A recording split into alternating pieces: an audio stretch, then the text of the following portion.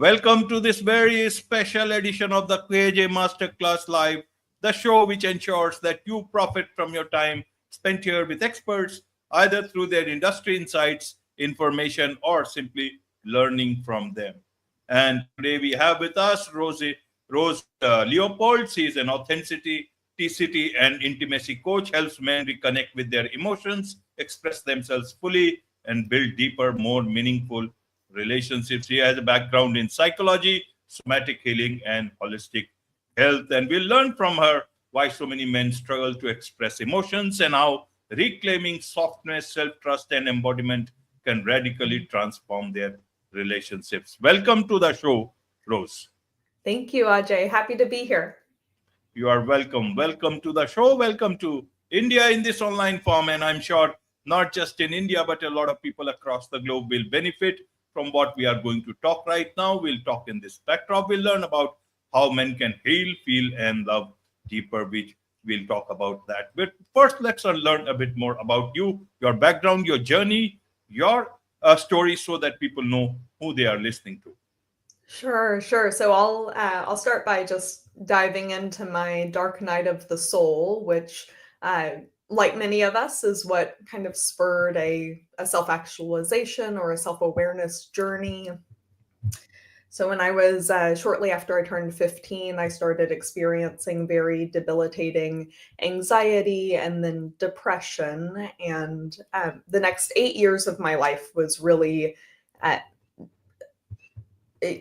absorbed with illness. So mental illness, physical illness, spiritual illness. I tried to kill myself multiple times. It was a very dark night of the soul, and for most of that time, the tools that I was offered and that I accepted were very conventional. So a lot of medications, a lot of conventional therapy, a lot of doctors and hospital visits. And by the time I was in my early 20s, and after so many years of going through this cycle where I was promised that these tools would help me at least feel better, there was never really actually what I was told was that I would probably be sick for my entire life, but we could at least maybe get things more stable, get things better, a little better. And after 6, 7, 8 years of this promise with very little fruit, I started following the trail of breadcrumbs that came to me to go out of conventional medicine, conventional mental health care, and into more alternative practices, starting with mindfulness, meditation, going into breath work. Psychedelic assisted therapy has been a big part of my healing journey. And many tools, dozens of tools that I could list that helped heal my body, my mind, my soul, helped to get me in touch with a deeper sense of who I am. And as I was going through, these big transformations and realizing, oh my gosh, not only is healing possible, not only can I learn to transmute and let go of these illnesses that I had been experiencing for so many years, but I can I'm actually the creator of my experience. Like, I have the ability to, in large part, control myself, and then through that, control how I experience life. And I wanted to share that with people. And I was so overcome with knowing, wow, like there are so many really effective practices to really help humans learn to self-regulate and introspect. But so many of us we don't have those readily within reach, right? So I started my coaching business initially just with that desire to share what I had learned so that other people, if they wanted to, were more likely to come into contact with methods that might work for them where conventional medicine and mental health care had failed them. So I started my coaching business. I was initially focused on children, coming from a background of child psychology and behavioral therapy. And about 1.5 years into my coaching business, I started working as a sensual masseuse, and that turned into a very tantric practice of intentional sex work that was oriented around helping men, again, get more deeply in touch with themselves. Because what I learned as I worked with hundreds and then thousands of men who would come to me, thinking they were kind of maybe getting one thing, but oftentimes finding something very different than what they were originally seeking. What I observed with these men was that oftentimes they were dealing with situations in their personal life that could be, and I saw this potential, could be resolved. They had the ability, they had the potential to create a more fulfilling life, more harmonious relationships, more peace, more joy.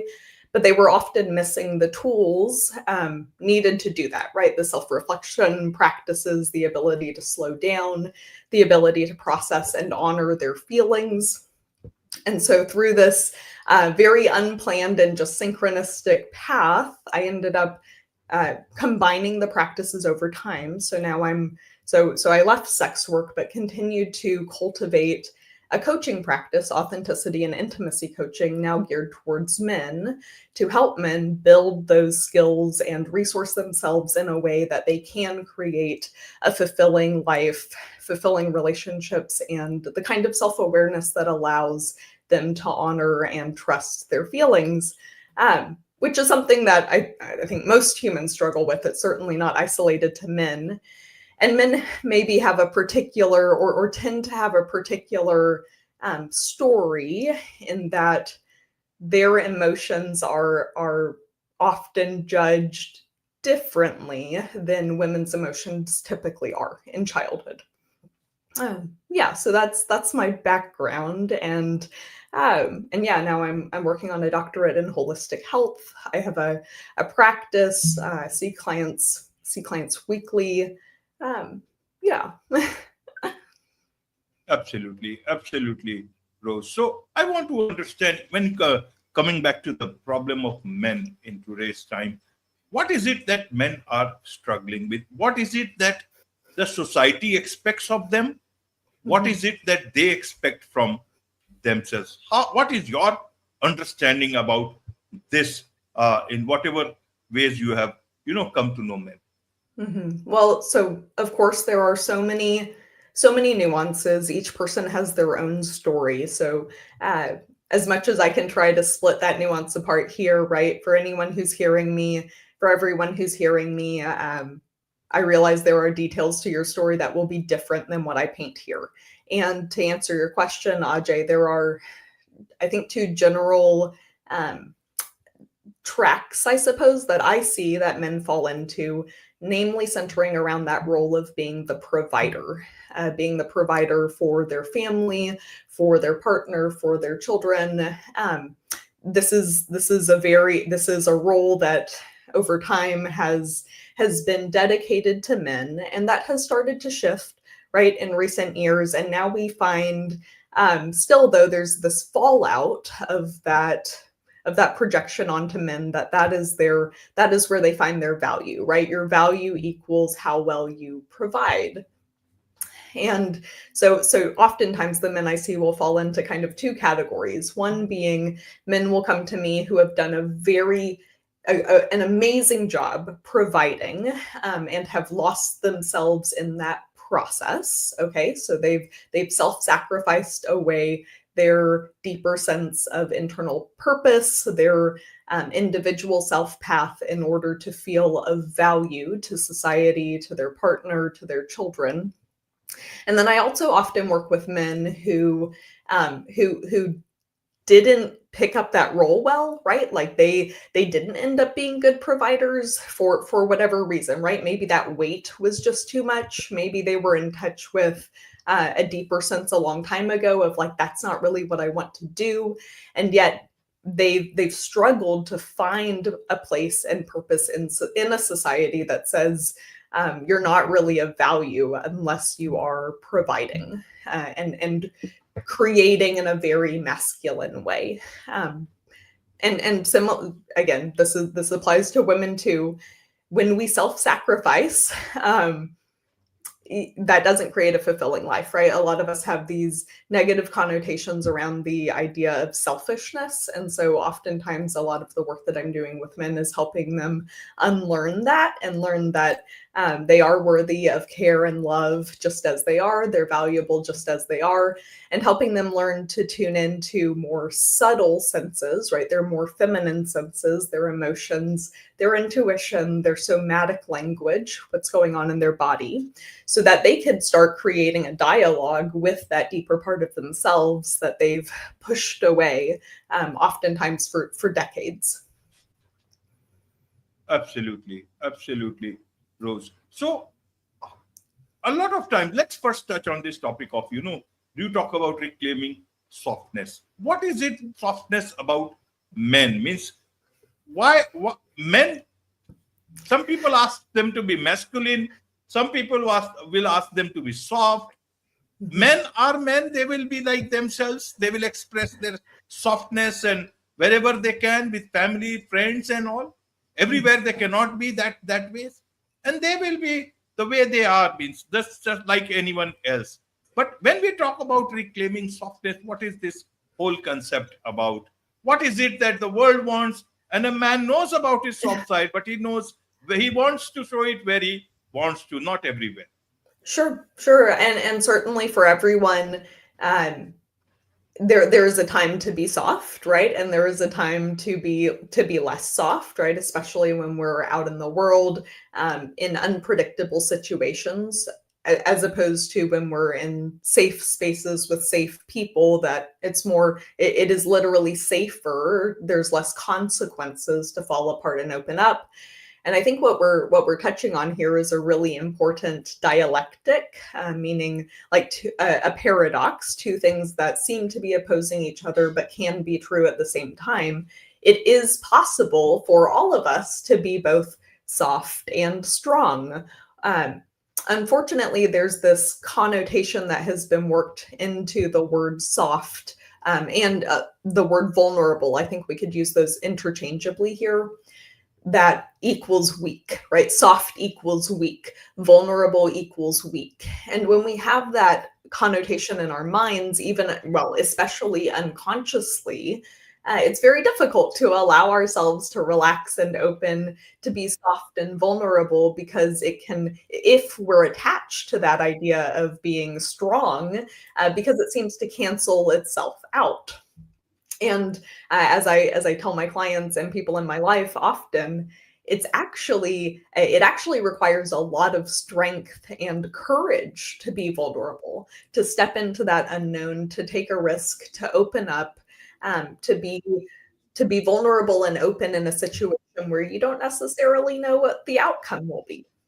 And yet that is often um, how we reconstruct our lives in a way that is in alignment with our deeper integrity. Because if we're hiding ourselves, right, if we have up all of these defenses and masks and are, um, being someone that we're not, either just because we're acting on autopilot or because maybe we're intentionally putting up a mask, that's going to limit our ability to experience people, places, things, jobs, a new home, right? A lifestyle that is actually what we want, because we're not showing up as ourselves, right? So a lot of that softness comes down to, can I actually be myself, um, be myself, be my true self, expose who I am, including in the mess, right? Including when I don't actually know how this fits in, but it's this is my experience right now, so I'm going to be open about it. Um, and I've found, as I've gone through my practice, and this is, I in my experience, a common theme, right, is that as we lean into that softness, that vulnerability, that openness, it becomes very easy to sort out, oh, well, this is for me and this is not for me, because the things that don't want that truth in us, that deeper layer of integrity, they will leave. They will very organically leave, or will realize, hey, I actually don't want this thing. It doesn't feel good to the true me. Um, and then likewise, the things that are resonant with that deeper level of our integrity can find us because we become like a beacon, right? We're putting out a different frequency, and suddenly other things that are that frequency come in and meet us there. Absolutely, absolutely. So when we talk about men, about expressing themselves fully, what is it that men express? And when they, where again, it is about place and time and situation. Mhm, So, mhm. but what is it that people say? Is it that men have not discovered themselves fully to be able to express themselves fully? What is it that that this whole thing means? Yeah, I don't think it's that men have discovered themselves any less than women. But maybe more so that men have a longer standing history of pushing away their feelings, right? So if we just take, maybe in a patriarchal society, if we take like the average 5-year-old boy and the average 5-year-old girl, they have already received very strong messages each, and probably very different messages about what is allowed in their emotional expression. So, for example, most boys are used to, well, and this is also changing, but stereotypically, anger is one of the few emotions that men are allowed to show or express, and that be okay. Oftentimes everything else, all other uncomfortable emotions are off the table, and unfortunately I think we've moved into a time where even anger often is off limits for men because they're judged as dangerous, like we've and I think that in some cases that can be true for women too, is that we've just kind of put this blanket, this is dangerous over people, but especially men expressing anger, right? So, and which can make sense, often, especially if you're looking at an intimate relationship between a man and a woman. If the woman has had a hard time holding space for her own anger, she's gonna have a really hard time holding space for the anger of her male partner. um, Conversely, right, going back to that same 5-year-old boy, 5-year-old girl, women are often told that, are often allowed to be more emotional, to experience and express a wider range of emotions, maybe with some exceptions being, for example, anger.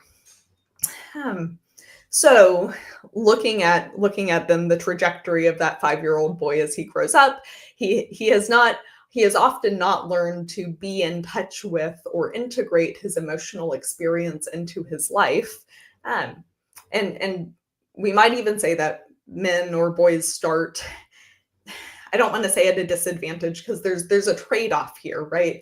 And oftentimes women are more innately in tune to our somatic experience, to our emotional experience, to our intuitive experience. We go through cycles, right? Like especially at the point of at the point of puberty, women are kind of thrust into like, no, you will feel, like you will figure out how to feel, or you're going to be kind of miserable just feeling everything that you do. I think that men, conversely, in most cases, have an easier time pushing away uh, some emotions. And men also deal with often stronger sex drives, at least more overt sex drives, especially in puberty, and are often, and there's a lot of messaging right around when they're allowed to feel aroused, what they're allowed to do with that arousal.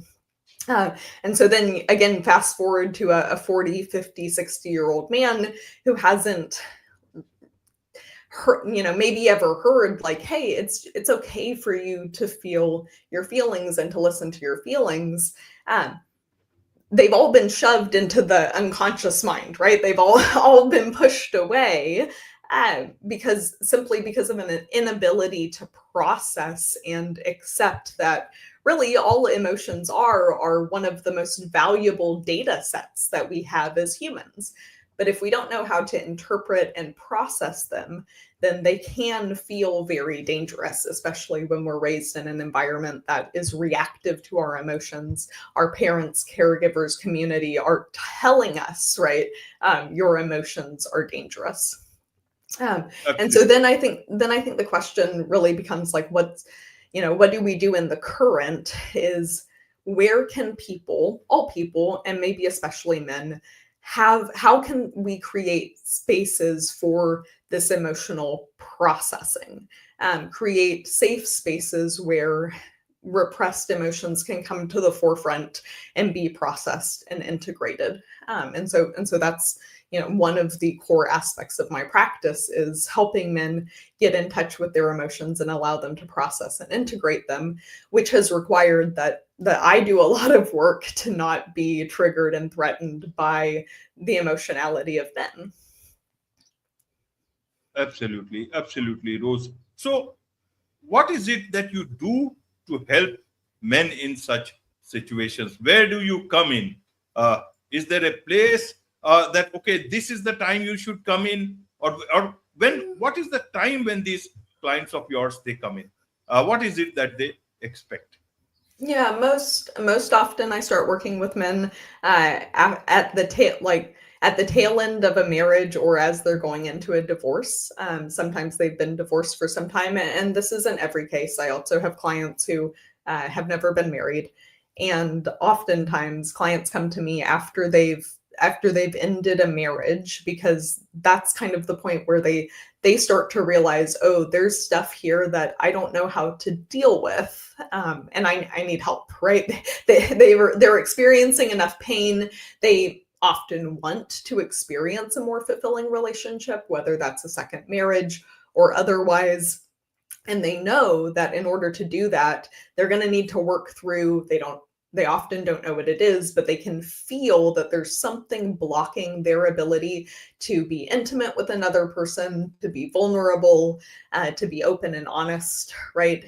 And they want to change that. So a lot of what I do on the forefront is just helping them get in tune with a self-awareness practice, with an integrative self-awareness practice. So helping them notice their thought patterns, language patterns. We can tell a lot about a person by how they talk, helping them get in touch with their somatic experience and feeling more deeply into the nuances of their bodies, and helping them feel safe expressing emotions that they still have charge around, right? It is a huge deal for anyone to be in a space where someone else is not threatened by their emotionality, right?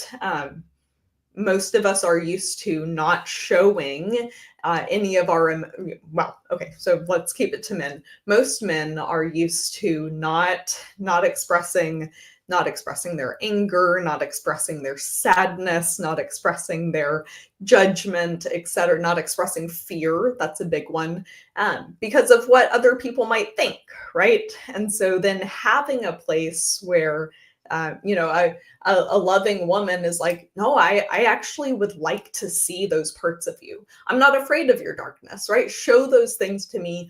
I've walked that path and I understand that there is gold at the end of that tunnel, right? There are lessons to be learned. Those emotions are wanting to tell you something and give you lessons. And I'm going to hold your hand while you learn to walk with your emotions instead of resisting them.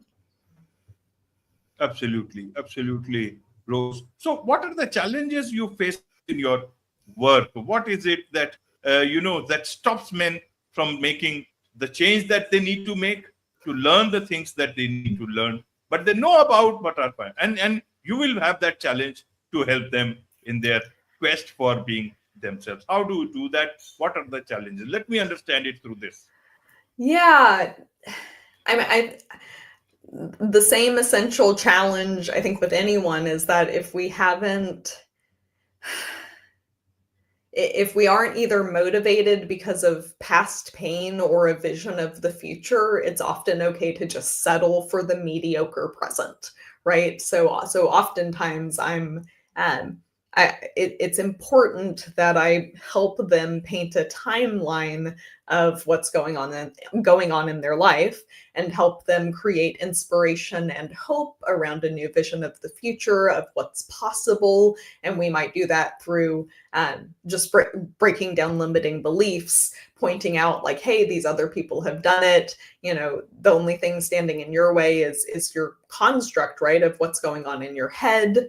I might do this through painting some basic quantum physics principles, right, and trying to help them understand literally the vast amount of potential that they have to create a desirable experience. I might also, especially if I've been working with them for a little while, it's important for me to continue to remind them like, hey, this is what was going on when you came in, and this is what's going on now, right? Like for example, there's a client I've been working with for a few months. When he first started coming in, there were some things that he said like, hey, it was a specific action. I want to take this action X, and I'm thinking 5 years down the road, right? Okay, 2 months later, so I had seen him maybe 4 or 5 times at this point.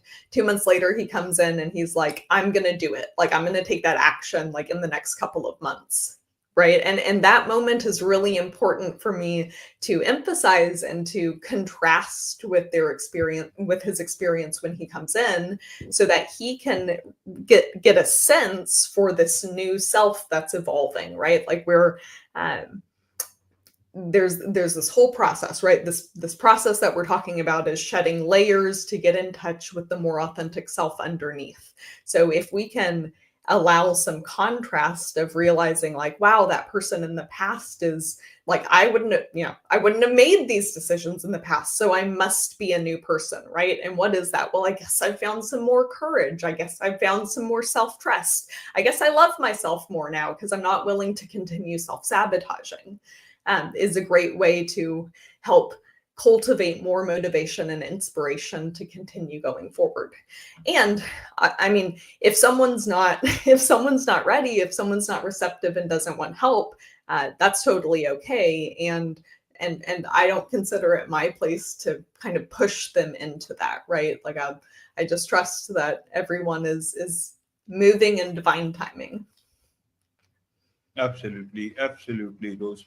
There's much to learn about all this from you, and I'm sure a lot of people who want to connect with you, learn all this, and get your help as an authenticity and intimacy coach. What is the best way for them to do so? Yeah, they're welcome to reach out through my website, which is www.naturallyrosie.me. Rosie spelled ROSEY, like it is on my video feed. Or they can check out my Substack. So I have a podcast and I do a lot of writing on Substack. It's Naturally Rosie on Substack.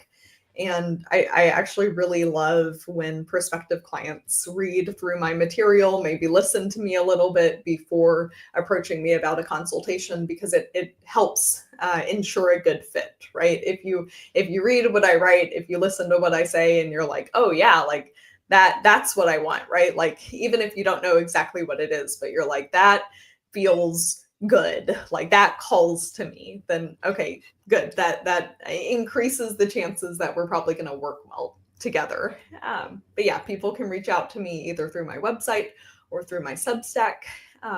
You can also schedule a consultation directly on my website, but if for some reason if there's any blockage in that flow, you're welcome to email me and set it up manually. Wonderful, wonderful. With this, it's a wrap on this very special edition of the KJ Masterclass Live. Thank you so much indeed for joining us. Thank you for having me.